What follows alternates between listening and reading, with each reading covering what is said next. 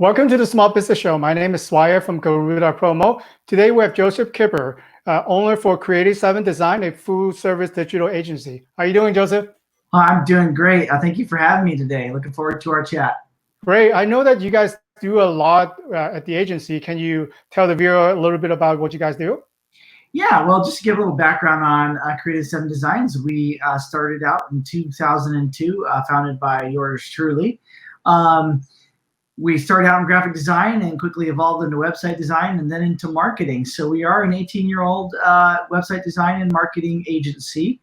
We're located here in Redlands. We have 10 full-time folks on staff. Wonderful, fabulous team. And we love working with businesses of all shapes and sizes on their digital presence, basically. Great. That's a great introduction for your company. So I've been wanted to have a designer like yourself, on the show for a long time because, we do promotional products. So mostly people come to us already have a logo, but sometimes, as you know, there are people who have better logos and there are people who have logos that are not so ready. So are there such things as a perfect logo? I've been reading a blog post too, like you said, there are traces that makes a logo successful. Can you talk a little bit more about that? Like I know it's very subjective of how your logo looks like, but are there things that make certain logos better than the others? Yeah, absolutely. So logos and branding is a really, really interesting conversation. And we have this conversation almost every day with our clients. We know that it's all in a name and it's all in a brand. And that if you can't start from a strong position in your name and your brand, and when I say brand, what I do mean is logo. Everything that you're going to do from that point on will not have the strength and the message that you want to have. So we always tell people the most critical part of your whole business design, development, look, feel, process, marketability starts with that logo. And no, you're right.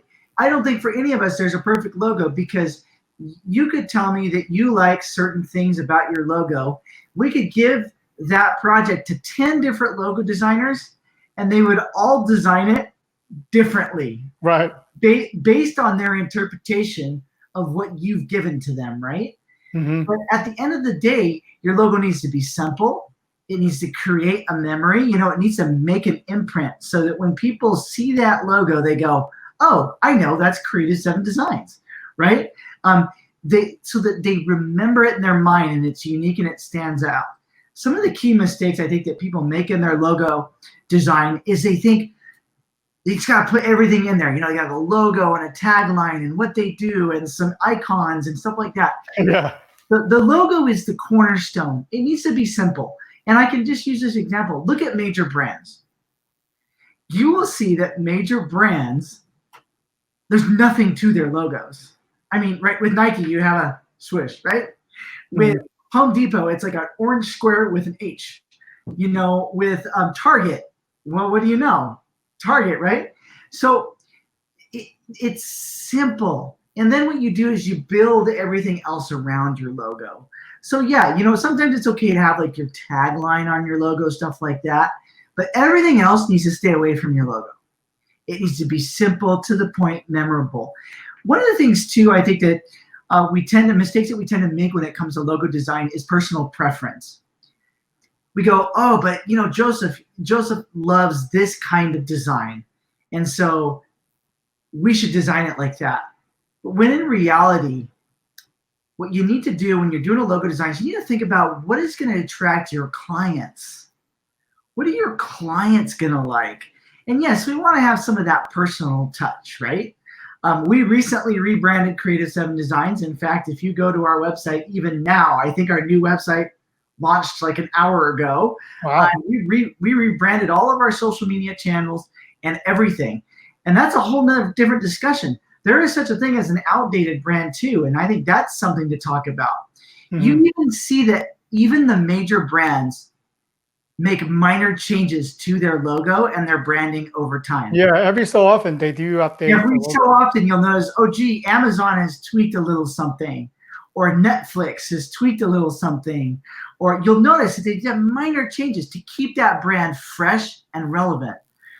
So one of the key things also is thinking about, is your brand outdated? Is your logo outdated? Do you need to refresh it? And there's a way, like, so we've been going through sort of our rebranding process for the last couple of months. It's something we've been working on for a while. We wanted to take our old branding and still sort of look and feel the same, but we wanted to modernize it, clean it up, bring it to 2020. We had redone our brand about 5 years ago. So our brand is about 5 years old. And because we do this, we see the need. We recognize the necessity of how to create a great logo and how important that is for everything else that you do online.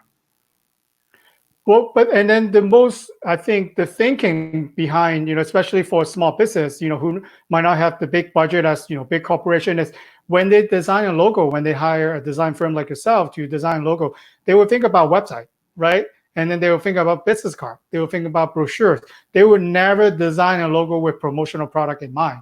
So the mistake, I would want to use the word mistake that they have is, like you're saying, I'm doing a tote bag right now. It's really big in print. So we should put the logo, our phone number, our tagline, our social media.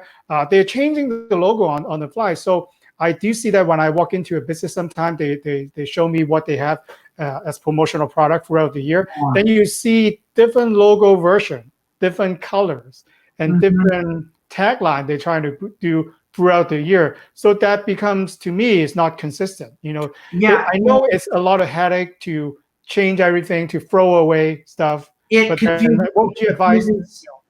confuses the customer. They suddenly don't know if they're even talking to the same company because of those differences and things like that. So yeah, the logo just got to be simple. And so when we design a logo, and like what you said, logos are not being designed with promotional products in mind. Yeah.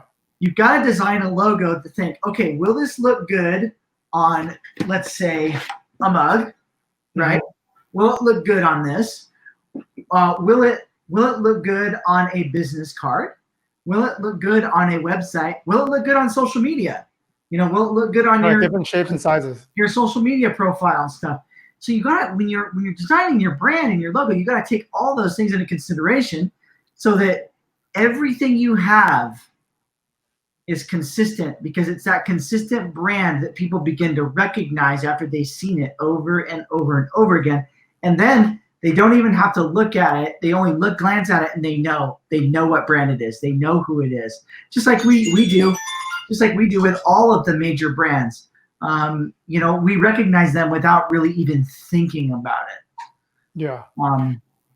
So would that be would you agree to a one-size-fit-all approach? Because there's sometimes that a logo just wouldn't fit on a pen because the orientation of the logo just won't fit on there. Or sometimes they design a 3D elaborate logo, looks very nice on a website, but it will cost them a lot of money to print it on a t-shirt because it's a full color print. So what would you advise? Should they have different version, or should they stick with one? And what would you say? So what we do when we work to design a logo and or like a branding kit, let's say, is we have an icon version, we have a logo, we have a text version.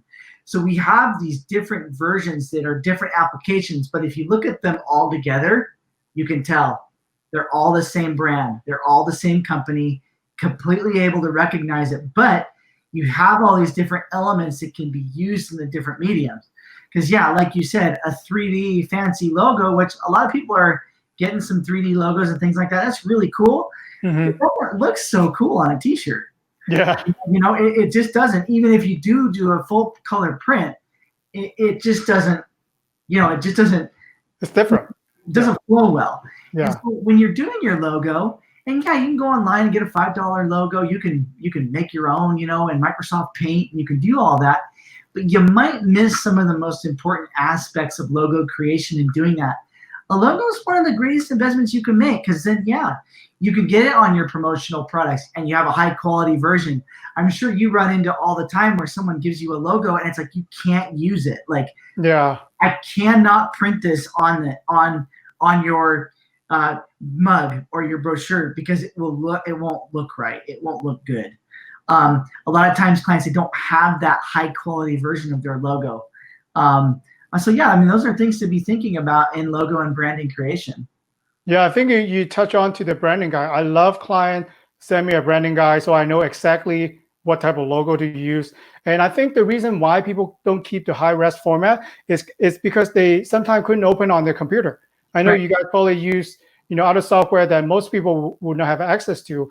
But then I always suggest client whatever the designer sent it to you, save it on a zip drive or save it on an online platform like Dropbox. So when you need it and when the printer needs it, just send Yeah. them the link. They will, Yeah. they will look at the branding guide. They will know exactly which logo to use, and it serves a lot of confusion because sometimes people would go to like online places to order promotional product. They just send them a logo that they have in their computer, and then it end up being the wrong version, and then all the confusion comes up. So by sitting down with a designer like Joseph, they will create a branding guide. So basically, this is like a business plan. Like a business plan you got to have, so you know right away how you're going to execute. And a branding guide is for your branding. So when a printer or promotional product like ourselves looks at it, we know how to make that right and get the right format. Yeah. I mean, we always say that it all starts there. When we do projects here, we always look at a client's logo as a start of a project, and we will give them an honest opinion and be like, we see where you're going with this. We understand your logo is about 20 years old, but we could kind of do this and freshen your brand up a little bit. We think it would increase your conversion and help your business grow. And there's that opportunity to do that. Like you said in the very beginning, design is just such a sort of a subjective thing, and it's in the mind of the person who sees it. And you could tell me, like I said, you could tell me what you want, and we give it to 10 designers and they'd come up with 10 different things. That's because it's really, really in here. So getting that translated in a way that it can be used on promo products and websites and all of the different things we use now. It's not just print anymore. It's not just that. I mean, we are using these logos across dozens of different mediums. And so it needs to be well suited for that, but it also needs to be suited for what the expectation is in our society. People, unfortunately, we're very visual, and we can make a judgment based on just what we see in a person's logo of whether or not we'll do business with them. Wow. And you don't want people to look at your logo and go, wow, that's not very nice looking. I'm going to choose this other company because it looks like they got their stuff It's together. more presentable. It's more professional sometimes. Yeah. So it's really important. Really, really important. Yeah, because sometimes, because of what I do, I'm sure you do that too. When you walk into like a chamber of commerce or a coffee shop, sometimes they let people put their business card, just their business card, on the wall. So you can tell right away who seems more professional, who seems more, I will use the word legit, by just looking at a business card without even meeting the person. Yep. So it does matter, and people need to pay more attention to that. That's where your eye goes. So you got 100 business cards on the wall. Your eye goes to the one that stands out the most, right? So that tells you something about the way we think. So if you want to be that person that the eye goes to, you got to do that in the creation of your logo and your branding. Yeah, something really small, but I would encourage small business owner to think about that. With that question, I want to see at what point when they create their business, should they reach out to a design firm like you? Should it be the beginning process, or they should always be thinking about design when they have a change of direction or they have more product? Like, what would be the conversation to have with a designer like yourself? I think whether you're in business for 10 years or in business for one day, you need to be having that conversation. Obviously, if you're 10 years old, you probably have a logo and branding, but looking at it every couple of years and going, hey, is this what represents us best? Are there some minor tweaks we should make to our branding to keep us looking like we're a moving forward company? The conversation for branding has got to happen very early on in the creation of a business. You need a business card, right? You need some way to represent yourself. If you're on social media, you need to have a logo or something. I suppose you could just use text. A lot of companies do. You still go to companies' websites and things even today, and they just have text.